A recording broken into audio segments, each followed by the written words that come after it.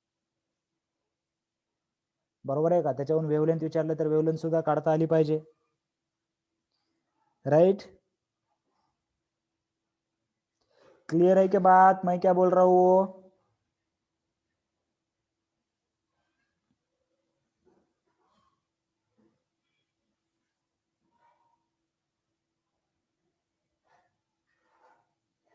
ठीक है?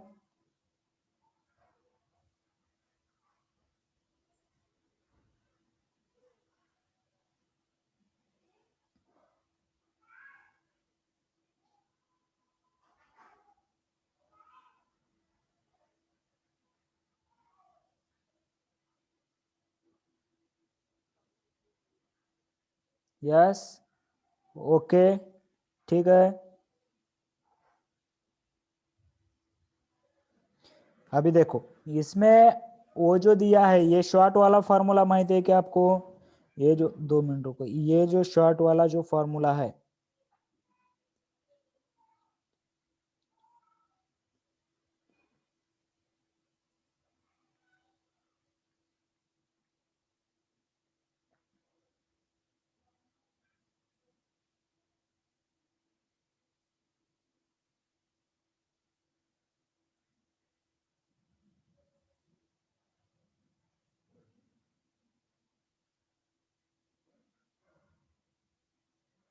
राइट, ठीक है।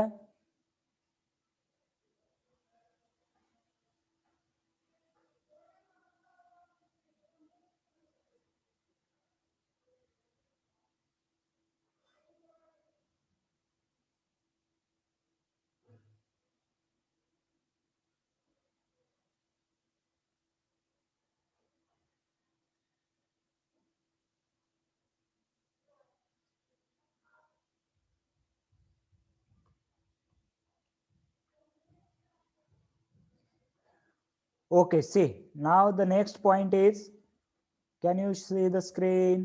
परत एकदा कन्फर्म करा. असं का करताय? स्क्रीन दिसते का सर्वांना? Yes, okay. तर यामध्ये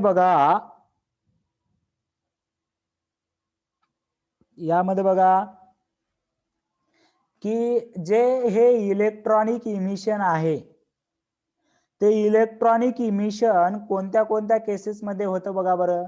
जे हे इलेक्ट्रॉनिक इमिशन आहे ते कोणत्या केसेसमध्ये होतं बघा, की या इलेक्ट्रॉनला एनर्जी केव्हा केव्हा भेटू शकते. या इलेक्ट्रॉनला जी एनर्जी आहे, या सरफेस मधून इलेक्ट्रॉनला बाहेर यायचंय. राईट, हा ऍटम पाशी आहे, त्याच्यापाशी काहीतरी याला बाहेर यायला काहीतरी एनर्जी लागणार. राईट, तर हे एनर्जी कोणतरी प्रोव्हाइड केल्यानंतर हा इलेक्ट्रॉन बाहेर येऊ शकतो. सिंपल गोष्ट आहे. राईट, मग ही एनर्जी कोण प्रोव्हाइड करू शकतं? एक तर थर्मोनिक इमिशन, म्हणजे ड्यू टू हीट केलं, समजा आपण जर समजा मेटलला हीट केलं तर त्या इलेक्ट्रॉनला एनर्जी भेटणार. राईट, मग त्या हिटिंगमुळे आलेल्या इलेक्ट्रॉनला आपण म्हणतो थर्मोनिक इमिशन. राईट, किंवा दुसरं काय आहे, समजा या सरफेस वरती इलेक्ट्रॉन आहे आणि मी काय केलं, इथे एकदम स्ट्रॉंग इलेक्ट्रिक फील्ड लावली बघा. स्ट्रॉंग इलेक्ट्रिक फील्ड लावली म्हणजे याचा अर्थ काय झाला, की इलेक्ट्रॉनला इलेक्ट्रोस्टॅटिक फोर्स ऍक्ट होणार. इलेक्ट्रिक फील्ड असेल तर इलेक्ट्रिक चार्ज वरती किती फोर्स ऍक्ट होतो सांगा बरं रे. इलेक्ट्रिक चार्ज इलेक्ट्रॉनवर ई आहे आणि स्मॉल ई, आणि तो एका मोठ्या कॅपिटल ईच्या इलेक्ट्रिक फील्ड मध्ये ठेवलाय, तर त्याच्यावरती किती फोर्स ऍक्ट होतो.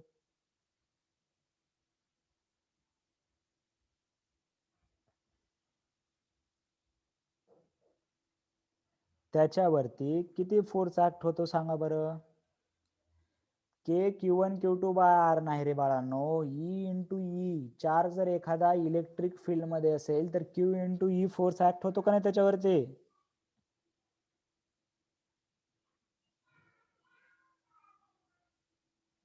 काय राईट, ती इलेक्ट्रिक फील्ड झाली. तर एवढा फोर्स ऍक्ट होतो. मग त्या फोर्सने समजा इलेक्ट्रॉन जर बाहेर निघायचा असेल तर त्याला फील्ड इमिशन म्हणतात. म्हणजे इलेक्ट्रिक फील्ड लावून बाहेर आला इलेक्ट्रॉन, त्यासाठी इलेक्ट्रिक फील्ड खूप स्ट्रॉंग लागते, कारण इलेक्ट्रोस्टॅटिक फोर्स ही वीक फोर्सेस आहेत. त्याच्यामुळे 10⁸ एवढे इलेक्ट्रिक फील्ड लागते जरी त्या ऍटमला तोडून इलेक्ट्रॉन जर बाहेर येणार असेल. आणि त्यावेळेस जर बाहेर आला तर तो कशामुळे आला, फील्डमुळे आला इलेक्ट्रिक. मग त्या इमिशनला काय म्हणतात की फील्ड इमिशन. इमिशनचे टाईप आहेत. एक जर हिटिंग दिलं एवढं सिंपल तर मला वाटतं काहीच नसेल तुमच्या फिजिक्स मध्ये. हिटिंगमुळे आला तर थर्मोनिक इमिशन, फील्डमुळे आला तर फील्ड इमिशन, आणि आपल्या लाईट एनर्जीमुळे आला तर फोटो इलेक्ट्रिक इमिशन. मग या इफेक्टला फोटो इलेक्ट्रिक इफेक्ट म्हणतात. हे डिस्कवर करणाऱ्या सायंटिस्टचं नाव आहे हर्ट्झ, हेनरिच हर्ट्झ, राईट. आणि त्याच्यानंतर हे एक डिस्कवर करतं, पण एकालाच पूर्ण आयुष्यभर स्टडी करता येत नाही. त्याच्यानंतर येतात, त्याच्यानंतर येतात, त्याच्यानंतर येतात. हे जे डिस्कवरी जी आहे ती हेनरी हर्ट्झची आहे. त्याच्यानंतर काय केलं, हे जे सायंटिस्ट आहेत हॅलॉच अँड लेन्स, त्यांनी काय केलं की याच्यामध्ये स्टडी केलेला आहे. स्टडीज म्हणजे काय की व्हेरियस स्टडीज प्रपोज करतात, पेपर पब्लिश करणे, राईट. अशा प्रकारच्या स्टडीज असतात. आणि लास्टला आइन्स्टाईन सबका बाप, राईट है का नाही, मैं आया हूं करके त्याने काय दिलं की द बेस्ट इक्वेशन त्याने H mu is equal to 5 plus kinetic energy maximum, आइन्स्टाईनचं इक्वेशन, राईट. त्याच्याच रिलेटेड आहे H is equal to MC square, जे की one of the revolutionary equation समजलं जातं फिजिक्सच्या याच्यामध्ये, राईट. सो त्या आइन्स्टाईनने याचं सर्व एक्सप्लेनेशन दिलेलं आहे. ओके. तर आता बघा आपल्याला त्याचे एक्सप्लेनेशन, हे जे एक्सपेरिमेंट झालेलं आहे त्याचे व्हेरियस कन्क्लुजन काय आलेले आहेत.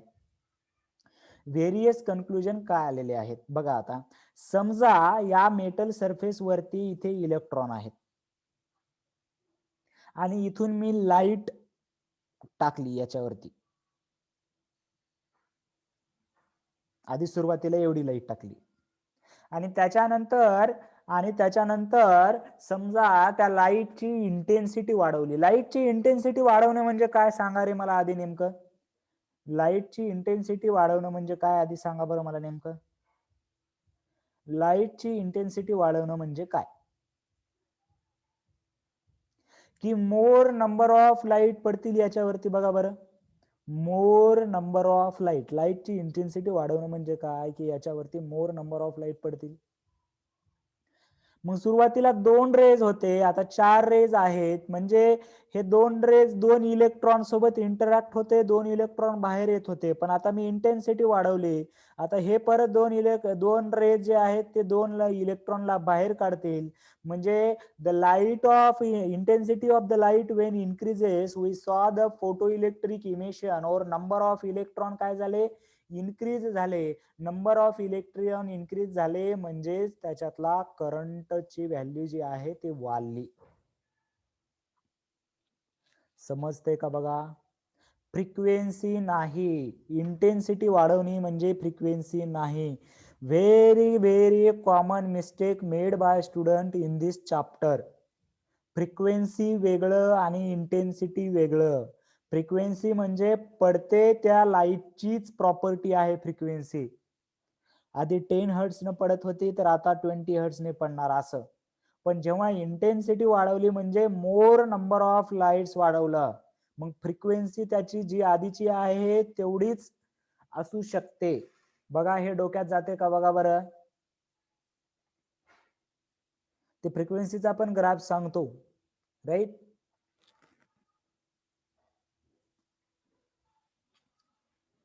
लक्षात आलं का इंटेन्सिटी आणि करंट मधलं सुरुवातीला रिलेशन लक्षात आलं का. इंटेन्सिटी वाढवणं म्हणजे काय, तुम्ही सिंपल काय लक्षात ठेवायचंय, नंबर ऑफ रेज वाढवणं. मग नंबर ऑफ रेज वाढवणं हे फ्रिक्वेन्सीवरती डिपेंड नसते, राईट. मोर लाईट वाढवली, मग आधी एवढाच सरफेस घेतला होता मी याचा, याच्यानंतर एवढ्या सरफेसवर पण लाईट टाकली, मग नंबर ऑफ इलेक्ट्रॉन तेवढ्या पटीमध्ये वाढतायत. So we can say that linearly proportional to intensity. Current is linearly proportional to intensity. Yes no काही रिप्लाय करता येते का बाबांनो तुम्हाला.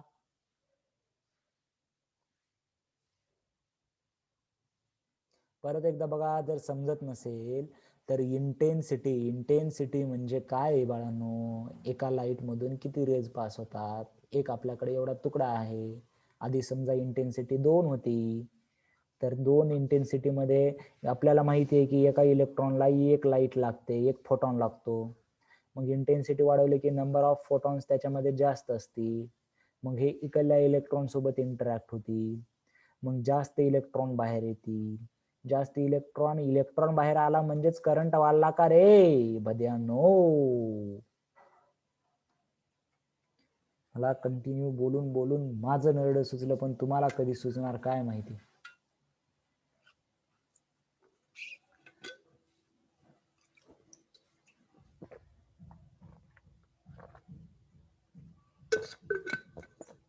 ठीक आहे, हे इंटेन्सिटी आणि करंट मधलं रिलेशन.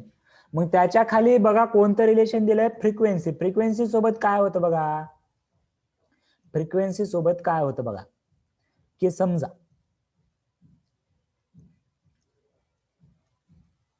आता इंटेन्सिटी तेवढीच ठेवायची, दोनच ठेवायची, दोनच रे आलेत, पण याची फ्रिक्वेन्सी वाढली. याची फ्रिक्वेन्सी वाढली म्हणजे काय झालं बघा बरं. हा आधी इथल्याला बाहेर काढू शकत होता, पण इथल्याला काढत नव्हता, कारण याची एनर्जी बाहेर यायला जास्त लागत होती. पण आता याची एनर्जी, फ्रिक्वेन्सी वाढली म्हणजेच एनर्जी वाढली, म्हणजे हा याला मोर एनर्जी देऊ शकतो. हा आधी इथपर्यंतच आला असेल बाहेर, पण आता हा जास्त एनर्जी घेऊन आलाय, म्हणजे याला हा बाहेर काढू शकतो. म्हणजे आधीचे काही जे इलेक्ट्रॉन होते, due to less frequency of photon, they can not emit, त्यांचं इमिशन होत नव्हतं.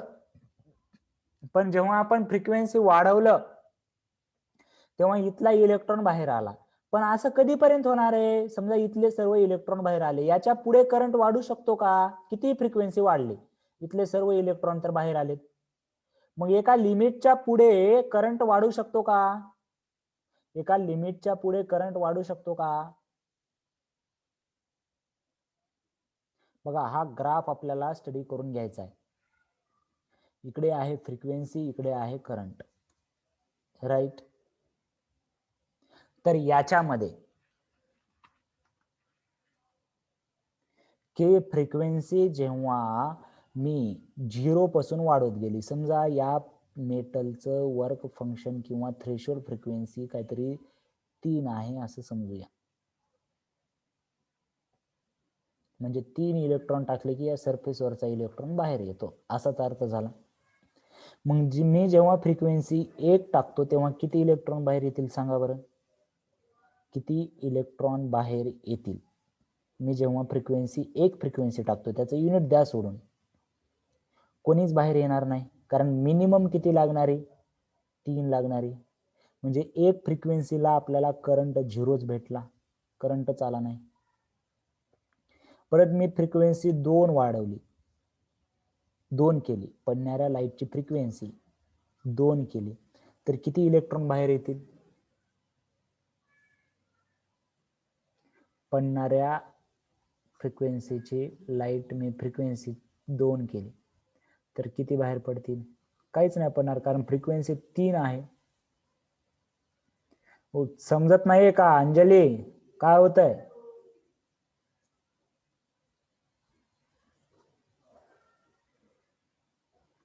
आता जर फ्रिक्वेन्सी समजा मी 3 केली, जस्ट थ्रेशोल्ड फ्रिक्वेन्सी केली मी, तर आता एकदम जे जे सरफेस वरचे इलेक्ट्रॉन आहेत पटकन हे बाहेर येतील इथे. जे जे सरफेस वरचे इलेक्ट्रॉन आहेत. Very good, congratulation. झाली नाही तब्येत व्यवस्थित अजून? किती दिवस?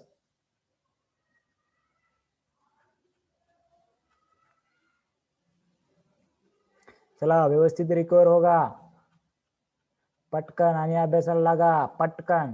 म्हणूनच रिकवर होईना झालं सर. रिकवर झालं की अभ्यास करावा लागतंय. काय नाही, मजा येते. आजारी पडल्यावर पण मजा येते. स्लाईन वगैरे लावले की एनर्जी भेटते, मस्त फ्रूट खायला भेटतात. घ्या त्याचा पण फन घ्या थोडा. ठीक आहे. तर मग आता थ्रेशोल्ड फ्रिक्वेन्सीला इथले जे सरफेस वरचे एकदम भास्कन जे 10 इलेक्ट्रॉन सरफेस वरती होते ते 10च्या 10 बाहेर आले. So current increases drastically. Current increases drastically. आणि त्याच्यानंतर जर फ्रिक्वेन्सी अजून मी 4 केली तर समजा 1-2 जे मधले राहिले होते कोलिजन झाल्यामुळे येणं झालते हे पण येतील. म्हणजे थोडासा करंट वाढला, थोडासा करंट वाढला. पण असं तुम्ही फ्रिक्वेन्सी वाढेपर्यंत करंट नाही वाढणार. जसं इंटेन्सिटी वरती असा लिनियर ग्राफ आहे. हे आता करंट याच्या पुढे तुम्ही फ्रिक्वेन्सी किती वाढवा, 5 करा, 10 करा, 20 करा, 25 करा, 100 करा फ्रिक्वेन्सी, पण इलेक्ट्रॉन निघणारे तर तेवढेच आहेत या एरियामध्ये. Therefore, current cannot increase beyond this point, and this point is called as saturated point, or we can say that current is saturated. समजलं का बघा? करंट हा सॅच्युरेट झालेला आहे.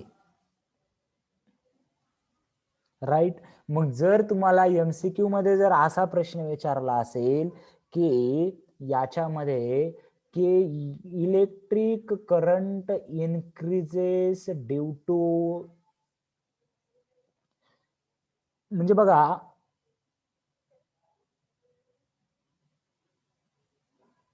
Electric current increases due to intensity, frequency, lambda, velocity. Velocity तर C तर तीच असणार, लाईटची व्हेलॉसिटी तर तीच असणार.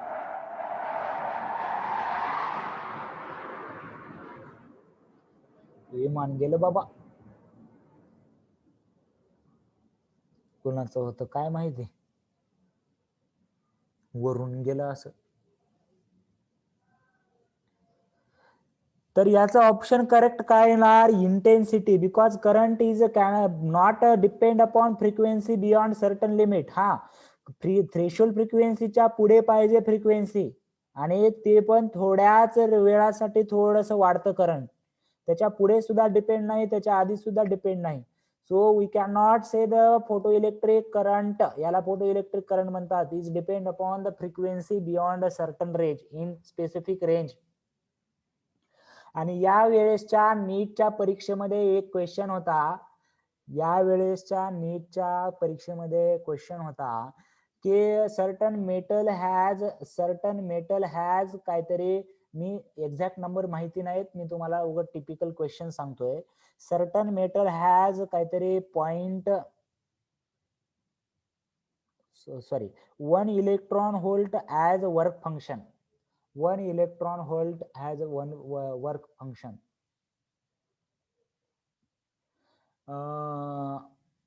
किंवा असं करूया, थ्रेशोल्ड फ्रिक्वेन्सी 1 फ्रिक्वेन्सी घेऊया. थ्रेशोल्ड फ्रिक्वेन्सी 10 आहे. तर आपण इन्सिडेंट केलेल्या लाईटची फ्रिक्वेन्सी 15 होती. इन्सिडेंट केलेल्या लाईटची फ्रिक्वेन्सी 15 होती, तर करंट आय होता. थ्रेशोल्ड फ्रिक्वेन्सी 10 आहे, इन्सिडेंट केलेल्या लाईटची फ्रिक्वेन्सी 15 होती, तर करंट आय आहे. when the intensity made double and frequency made 7.5, frequency 7.5 केले, आधीची इंटेन्सिटी होती ती डबल झाली, तर करंट किती होणार? ऑप्शन आहेत I/2, 2I, 0 किंवा नन ऑफ दिस.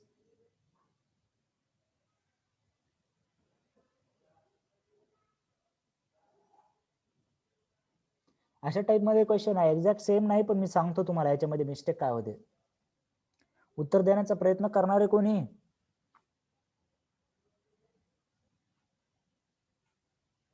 प्रश्न समजलेला नाहीये का? परत सांगू का? जर तुम्ही उत्तर सांगणार असाल तरच परत प्रश्न सांगतो, नाहीतर मी एनर्जी वेस्ट नाही करणार. तुम्हाला काही बोलायचंच नाही म्हणल्यावर मीच बडबड करून काय फायदा आहे.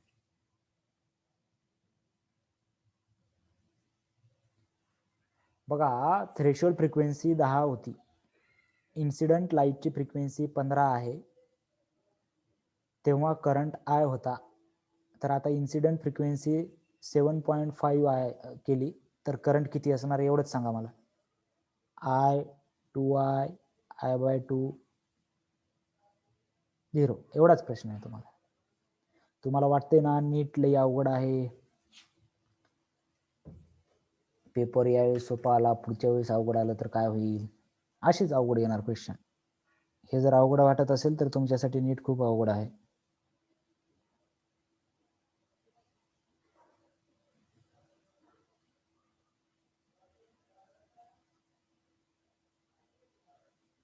Right, the correct option is not 2i not I. बघा, आय आणि I/2 चा तर प्रश्नच आला नाही पाहिजे, कारण करंट फ्रिक्वेन्सी वरती डिपेंड आहे का, हे जस्ट तुम्हाला खूप डिटेल मधला ग्राफ आहे. आपण ओव्हरऑल कन्क्लुजन काय काढलं की थ्रेशोल्ड फ्रिक्वेन्सीच्या पुढे करंट हा फ्रिक्वेन्सी वरती डिपेंड नाहीये. मग फ्रिक्वेन्सी किती केला तर करंट चेंज झाला पाहिजे का? हे 15 ला जर आय होतं तर current can not change with frequency. बर, एवढं सुद्धा तुम्ही डोकं लावलं नाही, पण हे सुद्धा डोकं सांगितलं मी की करंट चेंज झाला नाही पाहिजे. मग पहिलेच ऑप्शन आय होतं, ते बऱ्याच विद्यार्थ्यांनी आय टिक पण करून आले.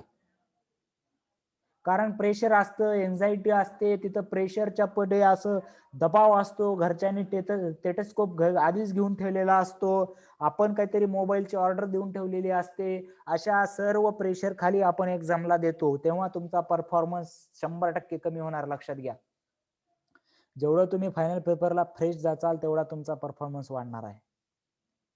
तर याच्यामध्ये मी काय म्हणलंय, फ्रिक्वेन्सी 15 व्होल्ट होती, फ्रिक्वेन्सी 15 हर्ट्स असेल काहीतरी, तेव्हा करंट आय होता. तर 7.5 हर्ट्स असल्यानंतर करंट किती असायला पाहिजे? काहींनी डोकं लावलं, फ्रिक्वेन्सीवरती डायरेक्ट प्रोपोर्शनल असायला पाहिजे म्हणून 2i सांगितलं. काहींनी उलट डोकं लावलं, इन्व्हर्सली, ते कुठून इन्व्हर्सली आणलं ते नाही मला कळलं. काहींनी I/2 आन्सर सांगितलं. काही जणांचं डोकं चाललं नाही, पण काही जणांचं आता जर चालेल तर ते म्हणतील सर फ्रिक्वेन्सीवरती डिपेंड नसायला पाहिजे, म्हणजे फ्रिक्वेन्सी कितीही चेंज करा तर त्याचा करंट आयच असायला पाहिजे. पण करेक्ट उत्तर हे तिन्ही नाही, करेक्ट उत्तर 0 आहे, because threshold frequency is given in the question 10 and we made the incident line frequency 7.5 which is below the 10 and hence the current cannot produce, photoelectric emission cannot take place, therefore the current will be 0. आणि exact question आहे हा नीटच्या paper मधला, मी फक्त value बदललेले आहेत.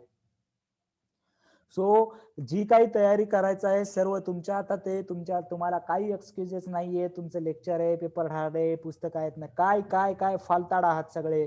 जर तुम्ही जर काही रिझन हे तुम्हाला कळत नसेल, बोंबलून सांगितलो, हा फ्रिक्वेन्सी 15 ची समजा 30 केली आणि करंट विचारला तर त्यावेळेस उत्तर असेल आयच, because current is does not depend upon the frequency. But when the threshold फ्रिक्वेन्सीच्या खालीच करंट नेला, थ्रेशोल्ड फ्रिक्वेन्सी 10 आहे आणि 7.5 च फ्रिक्वेन्सीचा इन्सिडेंट केलाय, तर त्यावेळेस करंट इलेक्ट्रॉन बाहेर पडायला पाहिजेत का रे?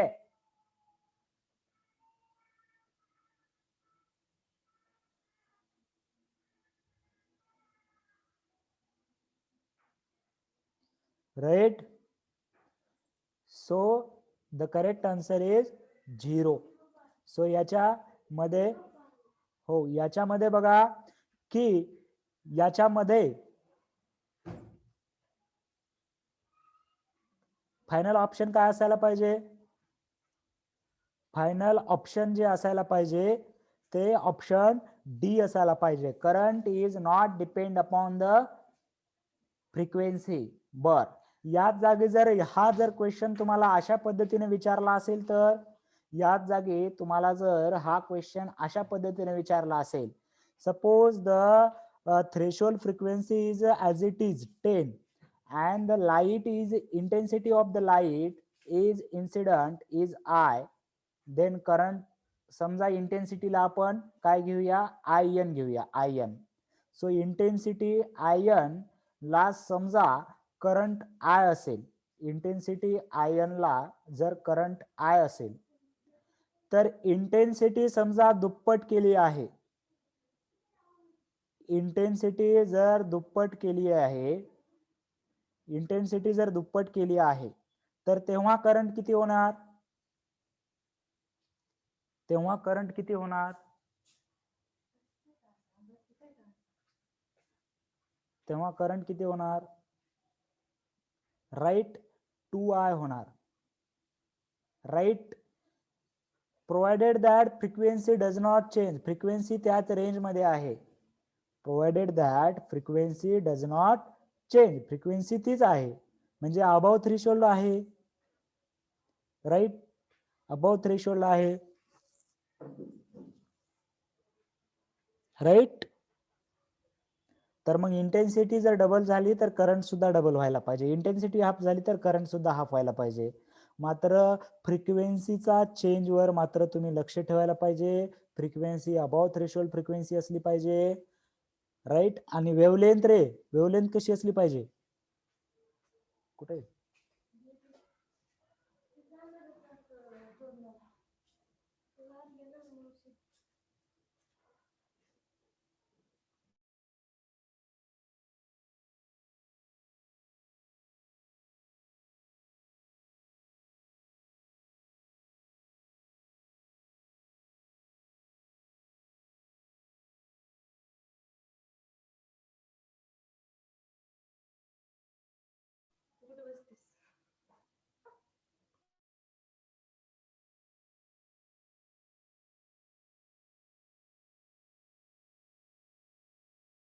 ठीक आहे. तर याच्यामध्ये वेवलेंथ जी आहे ती कमी असली पाहिजे, थ्रेशोल्डच्या बिलो असली पाहिजे आणि फ्रिक्वेन्सी जास्त असली पाहिजे. ठीक आहे, याचा स्नॅपशॉट घ्या, एवढं लिहा, बाकीचे जे आहेत प्रॉब्लेम ते उद्या करूया आपण. हे ग्राफ व्यवस्थित समजले पाहिजेत, ग्राफ वरती सुद्धा क्वेश्चन असतात यावरती. ठीक आहे. So we will discuss the remaining part in tomorrow's lecture, right. Paper exam time table कोणता, 12चा का 11चा,